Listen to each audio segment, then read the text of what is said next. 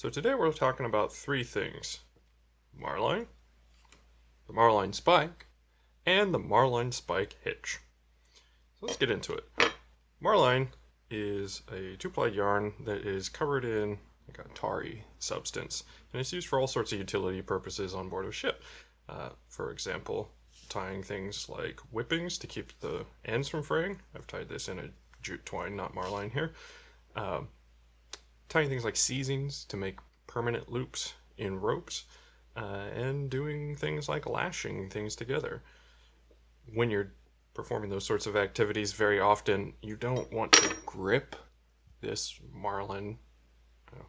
Probably shaking everything. You don't want to grip this marline and really yank on it because it's going to just tear up your hands. And so in order to avoid that, you use a tool called a Marlinspike. It has a lot of uses, but the one that gives it its name is as an improvised handle. The other uses, if you have a natural fiber rope that's laid up like this, you can use your Marlinspike to work in between the portions there, so that you can get access to it if you need to do a splice or something. If you have a very wet knot or a knot that's just been loaded especially hard, it can be difficult to pull that apart. You can use your dull tip on the Marlinspike to get in there, give you some leverage, open that knot back up without damaging the rope. But the hitch, which it gives its name to, is tied usually, you've got something that's already a couple of coils around you want to tighten up. You're going to place your Marlinspike hitch over the top of it, wrap around to the left side of the standing part, bring the Marlinspike around to the right side of the standing part, and just open up this loop a little bit, and then you have your Marlinspike hitch. And you can pull towards this end here where we have a crossing as much as you want. It's not going to go anywhere. If you pull in the other direction, however, where there's just a loop, it quickly collapses into a slip knot or simple noose. So you don't want to do that.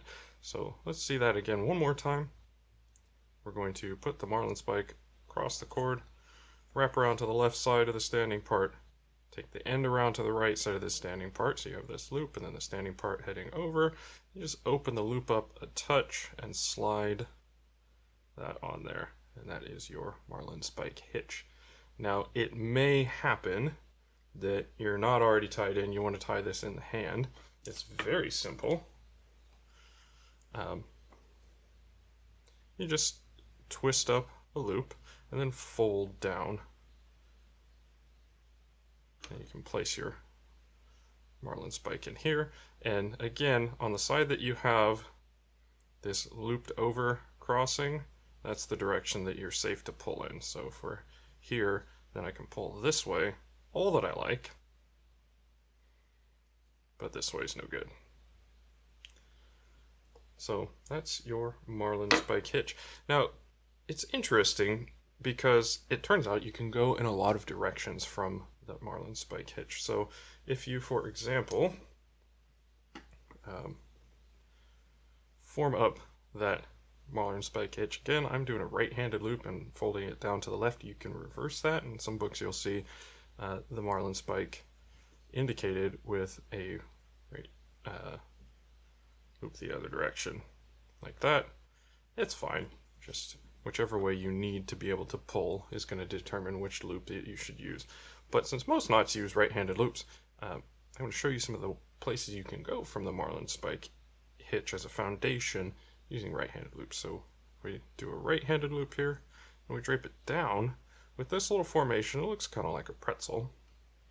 I showed in my Constrictor knot video that if you come up the back of this and then bring your finger around, you end up with a Constrictor knot tied in the bight, ready to go. Put it on whatever you want.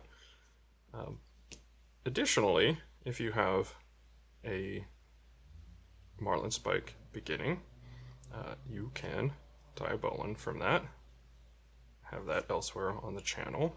It's a pretty flashy little way to tie the bowline, which is pretty nice. And in fact, you can get access to all of the different types of bowline from this situation with the Marlinspike hitch. So if you're doing a historical representation of the old west of the United States and you want a cowboy bowline, well, there you go. It's available. Don't tie that unless you have a really good reason to do it. It's not as good a knot as the regular bowline.